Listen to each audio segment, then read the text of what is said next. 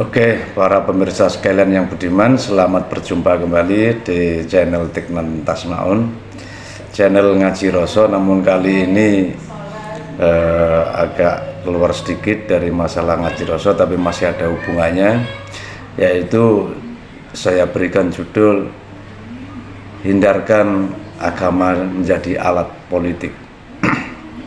Sekali lagi, hindarkan atau hindari atau pisahkan agama dari alat politik. Artinya jangan menjadikan agama menjadi alat politik. Kita tinjau dari sisi sejarah Islam dan betapa kelamnya dalam awal peradaban Islam itu, yaitu ketika kekhalifahan dipegang oleh Yazid bin Muawiyah.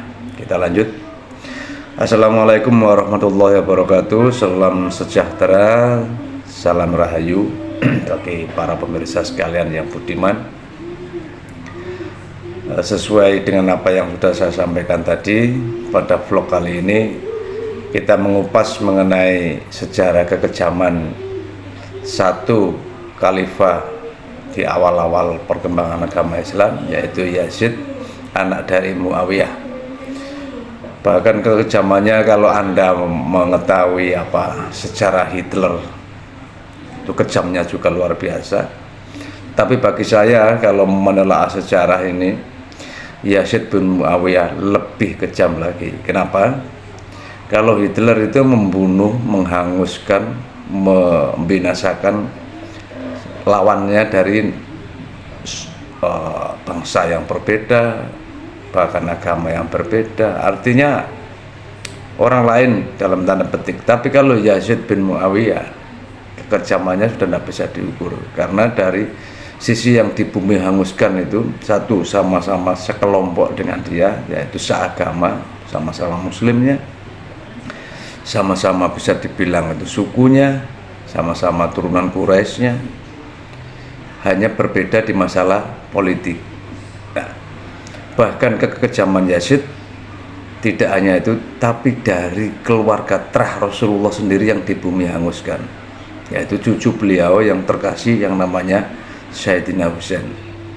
Dan juga nanti kita lihat pembumi hangusan Madinah dan Mekah itu luar biasa. Banyak sahabat Nabi yang masih hidup itu terbantai di sana, berapa penghafal Al-Quran juga yang mati di sana.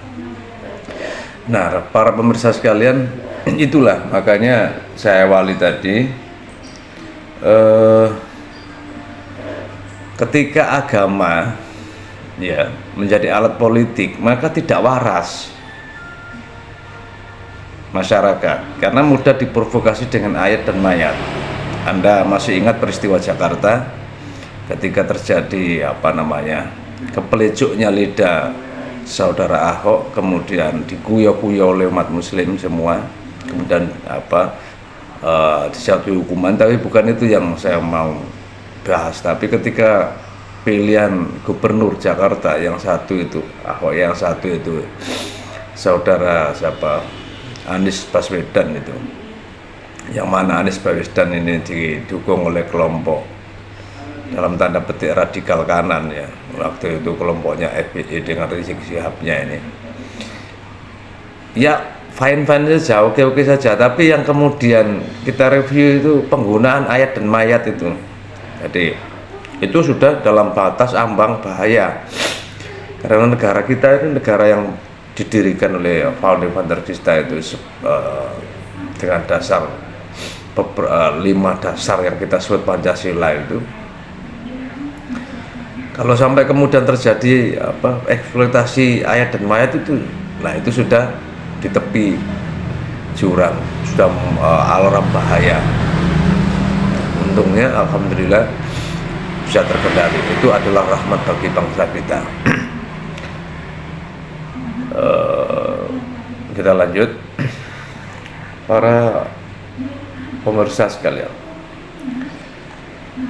Kita lihat ya, menurut pendapat saudara ya, termasuk intelektual muslim ya, Hussein Nadir ya. Hussein Nadir ini pernah lama di Australia, menjadi ketua cabang NU Australia. Nah, dia ulama modern tapi apa namanya, berciri khas ulama pondok, berciri khas ulama Nahdlatul Ulama ya, ulama NU. Dia, saya ngambil referensi dari dia ini bagus karena latar belakang dia ini benar-benar santri, jadi bukan hanya apa namanya orang berpendidikan tinggi saja, bukan, tapi memang berlatar belakang benar-benar santri, menguasai kitab kuning ya, menguasai agama lah, namanya Husain Nadir ya. Oke. Beliau menulis, ya, saya petik ini beberapa, tanpa adanya mekanisme kontrol rakyat terhadap khalifah, kekuasaan seorang khalifah menjadi mutlak, tak terbatas dan tak bisa dikontrol. Ini sejarah menceritakan kepada kita, mereka yang menolak berbaiat dan mengkritik kekuasaan khalifah di masa lampau ya, akan dihadapi dengan tindakan represif, kekerasan, kekejaman. Kita akan menyimak bagaimana dua ulama besar Ahlus Sunnah wal Jamaah, yaitu Imam At-Tabari dan Imam Suyuti, yang mentuturkan kisah mengenai khalifah ketujuh, yaitu Yazid bin Muawiyah. Nah, ada kemarin sementara pandangan yang ekstrim, katanya apapun solusinya khilafah, orang-orang begini tidak bisa memisahkan namanya khalifatullah fil ardi dengan khilafah. Kalau khalifatullah fil ardi, jabatan manusia sebagai khalifah itu mutlak, artinya kita hidup di dunia ini memang sebagai khalifahnya Allah untuk memapurkan bumi, tapi itu tidak menjustifikasi bahwa sistem pemerintahan khalifah itu yang baik, karena dua hal yang berbeda, dua hal yang terpisah, hanya kalimat katanya yang mirip karena berakar dari kata yang sama. Nah, kritik dari Husain Nadir ini mengenai sistem kekhalifahan ada benarnya, karena yang namanya sistem buatan manusia, ingat, kekhalifahan bukan sistem yang diciptakan Allah, bukan, itu sistem buatan manusia. Kenapa? Kanjeng Nabi ketika menjadi pemimpin di Madinah itu double jabatan, sebagai pemimpin agama, siapa yang mengangkat, Allah SWT, kemudian sebagai pemimpin negara Madinah yang dibentuk oleh komunitas Madinah itu, dan dia menjadi pemimpin, menjadi presiden, menjadi raja di situ. Siapa yang mengangkat sebagai kepala negara? Tentu dengan kesepakatan masyarakatnya. Kalau tanpa ketundukan, tanpa baiat, tanpa kesepakatan masyarakat yang dipimpin, tentu tidak akan bisa. Oke, lanjut ya. Kemudian setelah beliau wafat digantikan khalifah, pengganti beliau. Nah, pertama ada saingan kuat dua orang sebenarnya yang diajukan oleh masyarakat waktu itu, para sahabat waktu itu, yaitu Sayyidina Ali dengan Sayyidina Abu Bakar. Namun dipilihlah Sayyidina Abu Bakar. Bahkan ketika baiat Sayyidina Abu Bakar pun Sayyidina Ali tidak hadir di tempat itu, karena apa? Karena nunggu jasad Kanjeng Nabi. Kanjeng Nabi sampai nggak keramut karena ditinggal oleh orang-orang itu untuk ngurusi masalah politik ini. Itu awal sudah masalah politis itu sudah kelihatan nggak baiknya. Ya, kemudian Sayyidina Abu Bakar menjadi khalifah. Nah, kekhalifahan Sayyidina Abu Bakar tentu juga menyandang dua jabatan, satu jabatan agama sebagai imam agama dan satu lagi sebagai kepala negara. Artinya ada jabatan politis di sini, sudah berbeda lagi dengan zamannya Kanjeng Nabi. Kalau Kanjeng Nabi memang dua tapi murni, karena itu satu tunjukannya Allah, yang kedua dia dipilih oleh umat di situ, disepakati umat di situ sebagai pemimpin negara. Kemudian Sayyidina Abu Bakar itu meneruskan yang demikian. Tentu jabatan agamanya sudah berbeda karena Sayyidina Abu Bakar tidak menerima wahyu, bukan nabi. Jadi pemimpin itu sekedar ya imam, maksudnya pemimpin agama, maka disebut Amirul Mukminin. Dalam hal keagamaan juga yang memimpin, dalam hal negara politis juga dia memimpin. Makanya ada satu peristiwa ketika zaman Sayyidina Abu Bakar itu pemusnahan satu kelompok ya, karena dia nggak membangkang, tidak mau membayar zakat. Padahal secara pribadi kelompok yang diperangi oleh Sayyidina Abu Bakar itu melaksanakan rukun Islam semua, ya memang Islam. Jadi ya sholat, ya kemudian syahadat, sholat, puasa, sama kemudian apa zakat, haji ya sama. Zakat juga mereka orang zakat, cuma zakatnya tidak dibayarkan ke Baitul Malnya Madinah, tapi langsung zakat itu diberikan pada yang berhak, tidak dikumpulkan ke Baitul Mal. Nah itu Sayyidina Abu Bakar marah, dianggap membangkang terhadap negara Islam Madinah itu loh. Jadi faktornya sudah politis, sudah bergeser. Kalau faktornya hanya tidak membayar zakat, salah, karena kelompok yang diperangi Abu Bakar ini bayar juga zakat, tapi zakatnya langsung diberikan ke masyarakat. Itu bisa Anda baca di kitab-kitab sirah, kitab-kitab sejarah. Oke, ini saya ingin menunjukkan betapa politik kalau dicampur adukan dengan agama itu menjadi berbahaya. Kemudian Sayyidina Abu Bakar setelah wafat digantikan oleh Sayyidina Umar, setelah wafat digantikan oleh Sayyidina Utsman. Nah, kekacauan mulai terjadi ya. Sejak Sayyidina Utsman memerintah itu, dalam pola pikir beliau menempatkan sanak kadangnya itu menjadi gubernur di wilayah-wilayah negara Islam Madinah itu, mulai dari Mesir, di mana kan satu negara itu. Nah itu banyak kekerabatnya yang ditaruh. Kalau istilah sekarang KKN mungkin ya, kolusi ya, di kerabatnya itu banyak. Dengan pola pikir beliau itu bahwa dengan kerabat sendiri itu lebih mudah untuk mengontrol, lebih mudah untuk mendidik, mengarahkan. Jadi dalam pola pikir beliau tidak ada pola pikir untuk memperkaya diri sendiri, enggak. Pola pikirnya itu adalah pola pikir supaya lebih mudah memimpin. Ingat ada demokrasi terpimpin Mbak Karno, maksudnya begitu, lebih mudah dipimpin karena masih kerabat sendiri. Nah ternyata ini menimbulkan gejolak juga. Namanya politik kan, menimbulkan satu ketidakpuasan dalam masyarakat. Nah kemudian beliau ada satu peristiwa sampai beliau meninggal, ini tidak saya sebutkan detail. Kemudian ganti dengan khalifah keempat, yaitu Sayyidina Ali. Nah di sini udah mulai ada konflik ketika Sayyidina Ali menjadi khalifah. Yuk kita lihat apa saja ketika Sayyidina Ali menjadi khalifah konflik. Ada yang namanya perang Jamal, perang unta, yaitu perang melawan antara mertua dengan menantu.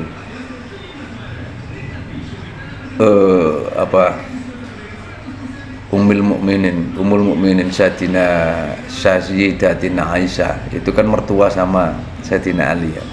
Betul nggak? Karena istri Rasulullah itu berperang dengan Sayyidina Ali. Ya tentu melibatkan sahabat-sahabat juga. Nah ini karena masalah politis, jangan anggap karena masalah agama. Kemudian perang Siffin itu dengan Muawiyah. Nah kira-kiranya dengan Muawiyah sampai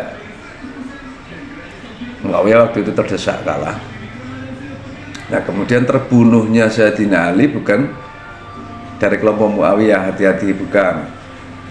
Ini agak berbeda. Terbunuhnya Sayyidina Ali justru oleh kelompok Khawarij. Khawarij itu satu kelompok yang memisahkan diri, yang menganggap Ali itu wajib diperangi dan Muawiyah juga wajib diperangi karena menganggap dua-duanya nggak benar. Wah ini Khawarij itu orang yang merasa benar sendiri, bukan masalah politis. Kalau Khawarij itu terlepas dari masalah politik, tapi masalah murni agama, tapi merasa benar dewe. Ciri-ciri orang Khawarij itu ibadah ibadah ritualnya itu luar biasa.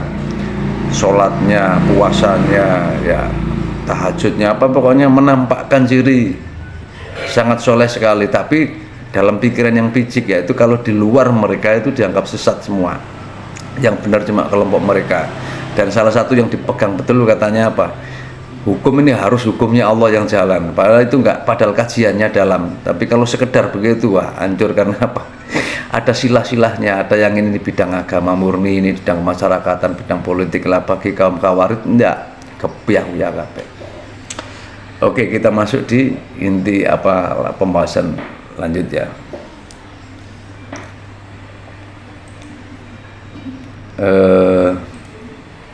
Pembantaian di Karbala. Nah ini kekejamannya kan, memang ini saya khususkan menceritakan tentang Yazid bin Muawiyah. Oke. Suatu saat Sayyidina Husain, yaitu adik dari Sayyidina Hasan sudah meninggal waktu itu karena diracun orang ya. Kemudian Sayyidina Husain itu cucu yang kedua ya, yang adiknya Hasan ya, Rasulullah itu mendapat surat dukungan dari penduduk Kufah di Basrah ya, Irak sana, Iran ya, di Iran sekarang, meminta beliau datang ke Kufah dan akan didukung menjadi khalifah. Ini Sayyidina Husain, anak Sayyidina Ali, mendapat surat dari Kufah untuk silahkan pindah ke sini saja, maka kita dukung di sini untuk menjadi khalifah. Gitu ceritanya itu. Namun malangnya pergerakan tercium oleh Yazid. Yazid itu anaknya Muawiyah, pengganti khalifah Muawiyah. Nah, para pemirsa sekalian, ada yang terlewati nih tadi. Saya mau cerita dulu masalah ini dulu, seperti apa supaya nggak terlewati ya. Ini kan langsung di pembantaian Karbala, tapi saya potong dulu. Yazid itu menggantikan ayahnya yang bernama Muawiyah. Muawiyah itu anaknya Abu Sufyan. Ya nanti kita lihat silsilahnya, tapi saya ringkas itu di situ silsilahnya. Jadi, padahal itu menyalahi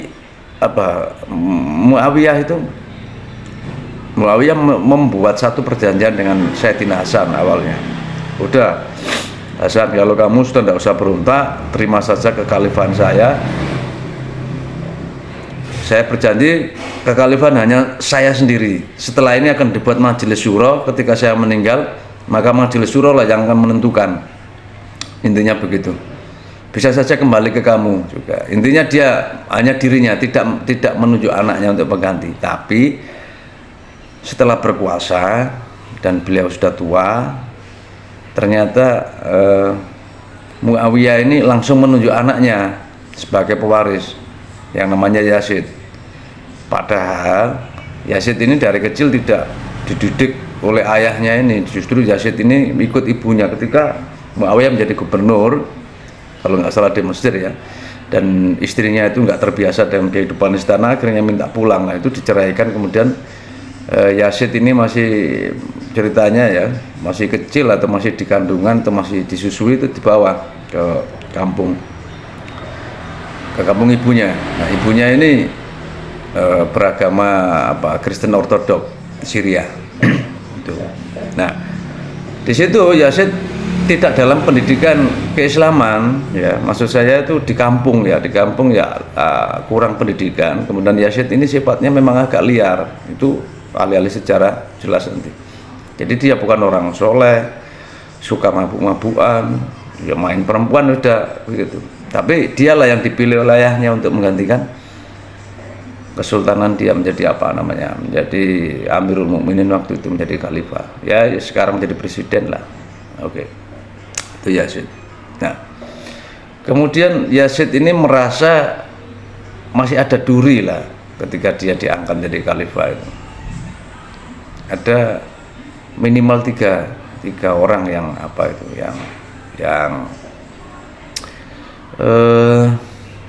yang dianggap menjadi penghalang ya penghalang.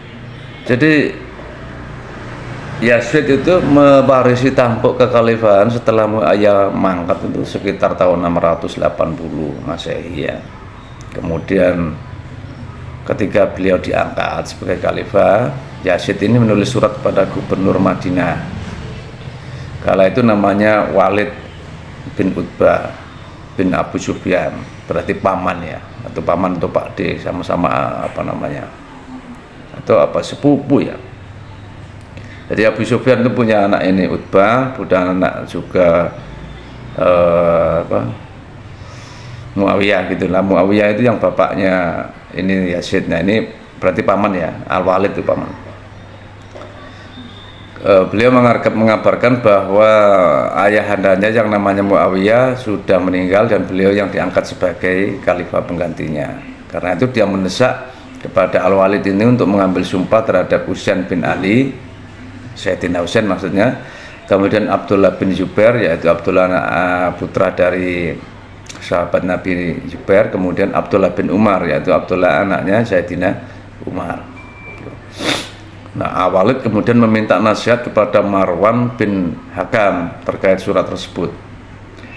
Marwan menyarankan pada Husain, ya, pada Abdullah itu untuk dipaksa, harus dipaksa. Husain dan Abdullah dipaksa berbaiat pada Yazid, sedangkan kalau Abdullah bin Umar udah biarkan saja karena dia orangnya enggak frontal gitu. Intinya di situ ya.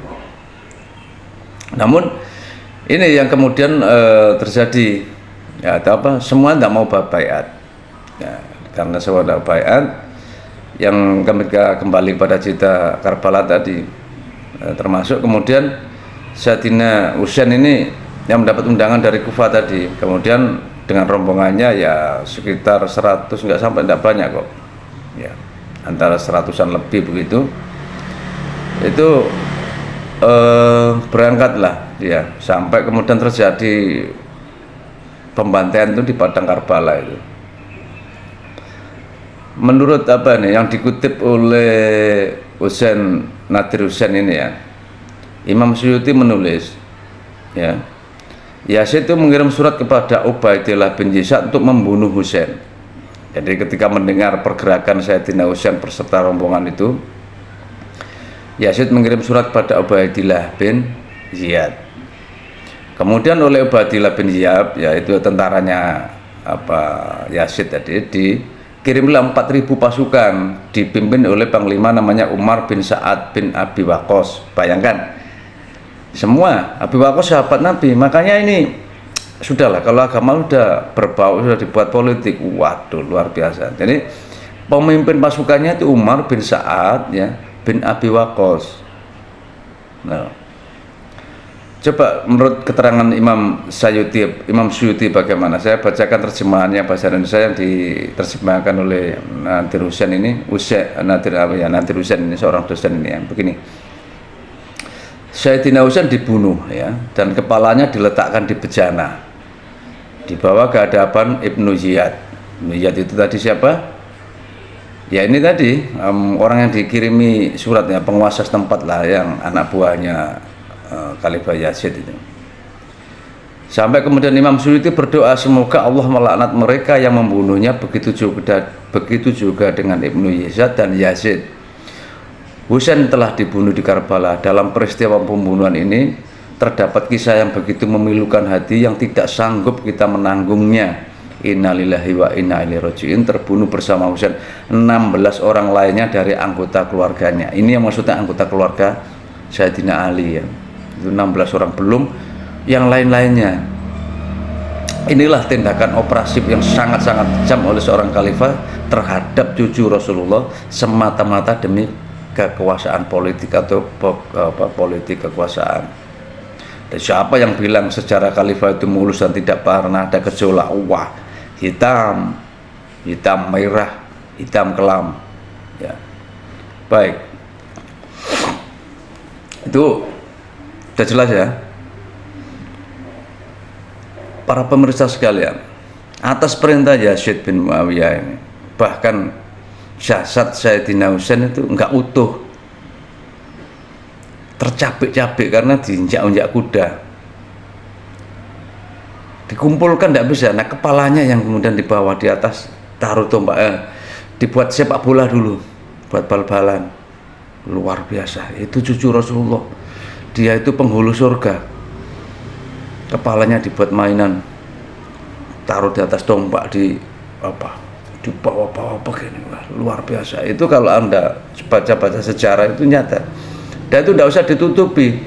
Banyak ulama sekarang nutupi, katanya oh saya tidak ikut tidak menyetujui tindakan Yazid, juga tidak ikut menyalahkan karena yang dimusuhi Yazid itu orang Syiah. Oh bukan, Yazid gak menyuruh, bukan lawannya Yazid, bukan Syiah, bukan Sunni. Lawannya Yazid itu lawan politis dia. Nanti kita akan ketemu ini. Ya. Ini kemudian ada lagi itu, bukan hanya itu ya, bukan hanya peristiwa itu. Coba saya teruskan. Kemudian setelah 2 tahun pembantaian Karbala, bayangkan itu Karbala ya, Sayyidina Husain sudah meninggal. 2 tahun lagi, yaitu pada sekitar 600 berapa Masehi atau ya pokoknya 2 tahun sejak peristiwa itulah ya. Kalau hijriahnya sekitar tahun 63 Hijriah, sebagian penduduk Madinah itu diundang oleh Yazid ke negeri Syam sana. Ingat istananya itu ya sekarang di ini kira-kira ya di daerah Iran itu ya, di Syam situ. Nah, maunya diundang itu kasih hadiah gitu loh orang-orang Madinah ini supaya mau bayat sama dia, nggak berontak. Itu setelah 2 tahun setelah peristiwa pembunuhan Sayyidina Husain ini. Namun Allah membukakan mata orang-orang Madinah ini ketika sampai di istana, dia melihat perilaku khalifahnya. Wah, enggak pantas ini, sholat juga enggak, mabuk-mabukan, main perempuan, pokoknya maksiat lah, nggak pantas kalau sebagai Amirul Mukminin. Itu pendapat orang Madinah ketika itu, sehingga mereka balik ke Madinah lagi kemudian mencabut baiat yang tadinya sudah baiat, nerima apa baiat itu nerima, maksudnya nerima kekhalifahan Yazid bin Muawiyah. Setelah balik ke Madinah dicabut itu, nggak mau. Wah, kenapa kita orang umat muslim kok punya pemimpin kayak gitu, nah, kan gitu. Coba kita baca ini juga, kita merujuk pada Imam Suyuti lagi dalam Tarikh Al-Khulafa yang saya baca terjemahannya oleh Nadir Hussein ya. Nanti silahkan dicari di internet, itu ada Nadir Hussein ya. Begini, apakah yang disebut peristiwa harah itu, harah atau harroh ya? Hasan Al-Basri menyebut demi Allah. Ini Al-Basri ya, coba dengar ya, sampai bersumpah begitu, demi Allah, hampir saja tidak ada satupun yang selamat dari peristiwa itu. Sejumlah sahabat Rasulullah radhiyallahu anhum dibunuh, kota Madinah dihancurkan, 1000 gadis dirusak keperawanannya. Inna lillahi wa inna ilaihi rajiun. Allahu karim. Baru tahu ini ya, Madinah itu ceritanya ketika orang-orang Madinah sudah pulang ya, telah diundang tadi, dan justru malah rencananya dikasih hadiah tapi malah tahu kebusukan Yazid bin Muawiyah, ini akhirnya mencabut kan dukungan pada Yazid, mencabut baiat. Nah, itu kemudian dikirim pasukan, ditumpas kelor di Madinah itu ya, sekitar kalau tahun hijriahnya itu 63 hijriah itulah ya, belum lama kok, atau ya 63 berarti 65 hijriah itu lah ya, setelah 2 tahun setelah pembantaian Karbala itu. Jadi panglimanya itu Muslim bin Uqbah itu sampai dijuluki sebagai orang yang melampaui batas. Karena apa? Kekejamannya itu sudah di luar perikemanusiaan. Itu waktu menjarah atau menyerang Madinah. Jadi Madinah itu pernah hancur berluluh-lantak, bukan diserang oleh orang Nasrani, bukan diserang oleh orang Yahudi, bukan diserang karena serangan orang kafir Quraisy, bukan. Tapi hancurnya Madinah itu setelah kekhalifahan Yazid bin Muawiyah justru diserang oleh Yazid sendiri, khalifahnya sendiri, orang Islam sendiri. Hancur lebur, berapa ratus sahabat Nabi yang masih hidup meninggal dunia, berapa ribu penghafal Al-Quran juga ikut meninggal, dibantai di situ, berapa gadis yang diperkosa. Siapa yang bilang katanya semua itu harus kembali ke khalifah? Penegakan hukum yang harus ada itu, keadilan yang harus dijabarkan. Kekhalifahan itu adalah ciptaan manusia juga. Dan ternyata ada sisi buruknya, kelamnya ini. Makanya lagi pesan saya bagi generasi muda siapa saja yang membaca atau melihat vlog ini, tolong jangan sampai politik itu mengatasnamakan agama atau mau memutarbalikkan agama menjadi alat politis sehingga menjadi alat penggebuk kepada sesama. Itu yang masih yang namanya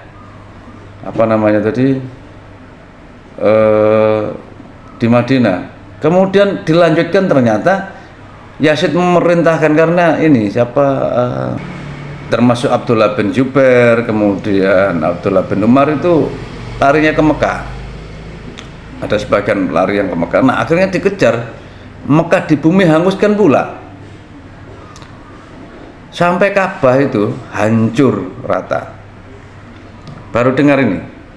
Jadi begini, Ka'bah itu hancur pertama kali itu di zaman Nabiullah Ibrahim alaihissalam, sudah tinggal bekasnya kemudian dibangun lagi oleh Nabiullah Ibrahim. Bukan hancurnya bukan di zaman Nabi Ibrahim, tapi nggak tahu zaman sebelum-sebelumnya, tapi Nabi Ibrahim alaihissalam yang kemudian membangun Ka'bah lagi. Nah, Ka'bah yang pertama itu yang berupa apa? Batu pertama itu tentu Nabi Adam dulu ya, kemudian yang membangun lagi itu Nabi Ibrahim. Nah, terus kemudian setelah zamannya zaman Quraisy, Ka'bah itu pernah diserang mau dihancurkan oleh Raja Abraha dari, kalau tidak salah, kalau sekarang itu Yaman lah kalau negaranya ya. Nah, itu sebelum sampai ke Ka'bah itu orang-orang tentara gajah itu sudah musnah, sudah mati semua duluan karena dihancurkan Allah melalui batu yang dibawa oleh burung ababil. Enggak terjadi. Tapi di tangan Yazid bin Muawiyah, Ka'bah itu rata dengan tanah. Kalau para pemirsa baru tahu ini, ya enggak apa-apa. Tapi kalau ingin tahu lebih lanjut silahkan cari di buku-buku sejarah. Enggak usah ditutupi. Ini supaya apa? Tahu bahwa politik itu kejam, dan politik itu tergantung yang megang, ibaratnya pisau atau pensil, tangan orang baik cari baik, tangan orang cari jahat. Sekali lagi, jangan sampai memperalat agama dalam politik. Ka'bah itu pernah luluh lantak, rata dengan tanah, justru karena ulah Yazid bin Muawiyah. Alhamdulillah, untungnya nasib baiknya Allah campur tangan, turun tangan. Ketika Ka'bah itu udah hancur, kemudian Yazid diserang penyakit apa begitu terus mati. Nah, kemudian pasukannya ditarik mundur. Tapi betapa kerusakannya di Mekah. Jadi Madinah hancur luluh, Mekah hancur luluh, itu tindakan Yazid bin Muawiyah. Sekali lagi, bukan diserang orang Romawi, bukan hancur karena orang Romawi, bukan hancur karena orang Nasrani, bukan hancur oleh orang Yahudi, bukan hancur oleh kafir Quraisy, tapi justru oleh orang Islam sendiri. Menjadi pelajaran yang penting bagi kita semua, bagi Anda sekalian, termasuk kaum muda dan para politisi. Jangan sekali-sekali untuk memperalat agama, menjadikan agama menjadi alat politik kan, kemudian untuk menggebuk sesama. Para pemirsa sekalian yang budiman, kita lihat sebelum saya tutup ini ya, siapa sih supaya jelas Yazid itu. Yazid sekali lagi saya terangkan tadi anaknya Muawiyah. Ini silsilahnya. Kemudian Muawiyah itu anaknya Abu Sufyan gitu loh ya. Ya, Abu Sufyan. Ya, Abu Sufyan yang penentang Kanjeng Nabi itu. Tapi di usia tuanya kan, ketika penaklukan Mekah itu kan memang Abu Sufyan masuk Islam, termasuk istrinya namanya Hindun itu. Punya anak itu yang namanya Muawiyah itu. Itulah Muawiyah itu ya sahabatnya Kanjeng Nabi. Muawiyah itu didikannya Kanjeng Nabi juga. Nah, Mbak Yu Muawiyah itu kan dikawin oleh Kanjeng Nabi gitu. Ya, Kanjeng Nabi sayang sama Muawiyah itu. Tapi Muawiyah ini memang punya ambisi. Dia ingin sepeninggal Kanjeng Nabi, dia ingin menjadi pengganti sebagai orang besar, sebagai khalifah. Kemudian Yazid digantikan, setelah meninggal digantikan oleh anaknya ya, oleh anaknya. Namun terjadi kemunduran karena itu tadi udah waktunya. Jadi sana semua berontak, ya udah. Nah, kemudian tergantilah nanti kemudian ganti rezim, atau kalau sekarang bahasanya rezim turun-temurun juga. Nah, di antara kekhalifahan tentu ada 1-2 khalifah yang menjadi walinya Allah itu ada. Jadi anak turun Yazid, walaupun anak turun Muawiyah ini yang Muawiyahnya begitu ya, ini dia sahabat Nabi juga, tapi kalau saya bilang dia khianat karena dia berani mengambil atau memerangi Sayyidina Ali. Kemudian Yazid anaknya ya udah lebih luar biasa lagi, kekejamannya melebihi Hitler. Tapi ada ternyata anak cucunya itu nanti yang menjadi khalifah yang bagus juga ada. Nah, itu memang walak-walik zaman. Bandul jam itu kalau sudah terlalu ke kiri dia akan mencari jalannya ke kanan sampai ke tengah. Kalau tengahnya kemudian dia lari ke kanan lagi, terlalu ke kanan, maka dia akan balik ke tengah lagi. Itu bandul jam itu akan selalu mencari keseimbangannya. Demikian juga dalam sejarah. Intinya vlog saya kali ini hendak mengatakan pada kalian semua, sekali lagi jangan sekali-kali membuat atau memakai agama menjadi alat politik, dan jangan meyakini atau berpendapat bahwa sistem terbaik itu khalifah, sistem pemerintahan terbaik. Tidak. Khalifah juga ada baiknya. Dalam sejarahnya itu beberapa khalifah itu moncer sekali, termasuk Umar Abdul Aziz bin Umar ya. Kemudian banyak juga yang yang bagus-bagus itu banyak. Kemudian Sultan Muhammad di kekhalifahan Utsmaniyah itu juga bagus, moncer. Tapi ada juga yang saya ceritakan ini yang super duper bajingan, juga ada yang super duper kejamnya ya, termasuk Yazid bin Muawiyah ini. Semoga vlog ini menjadi bermanfaat bagi kita semua, membuka wawasan kita semua. Untuk referensinya silakan bisa dibuka di internet, karena semua ada referensinya. Saya ngomong tidak tidak ngawur. Akhirul kalam, wassalamualaikum warahmatullahi wabarakatuh. Salam sejahtera.